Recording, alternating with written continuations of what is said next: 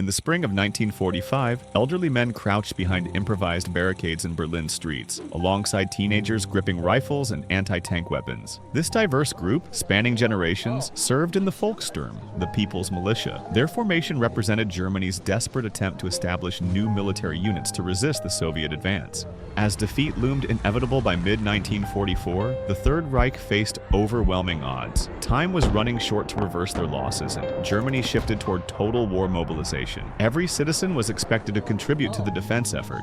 The situation was dire on all fronts. In the east, the Soviet forces had reclaimed most of their territory lost during Operation Barbarossa, with German army groups struggling to maintain effective resistance. By December 1944, Soviet forces threatened to isolate the Baltic region and advance through Poland and Czechoslovakia.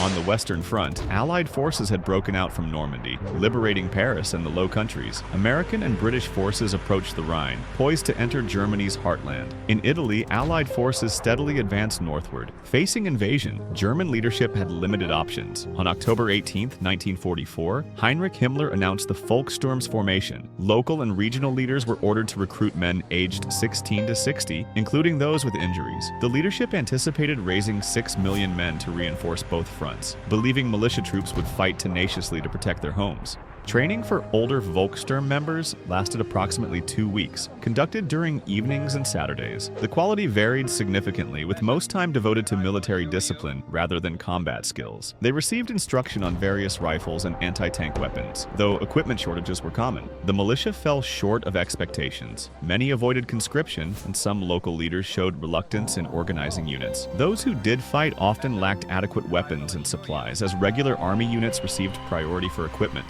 While under Wehrmacht command, some militia units proved effective in combat, but casualties were severe, reaching 70 to 80% in certain areas. The Luftwaffe and Kriegsmarine also attempted to field new formations. The Air Force developed jet fighters and experimental aircraft, but fuel shortages and inexperienced pilots limited their effectiveness. Operation Bodenplatte, launched on January 1, 1945, attempted to destroy Allied aircraft on their airfields, but German losses matched their successes. Desperate tactics emerged, including the formation of aerial ramming units. In April 1945, one such mission destroyed several Allied bombers, but at the cost of numerous German aircraft and pilots. The Kriegsmarine introduced advanced submarines and small attack craft, but technical problems and Allied countermeasures restricted their impact.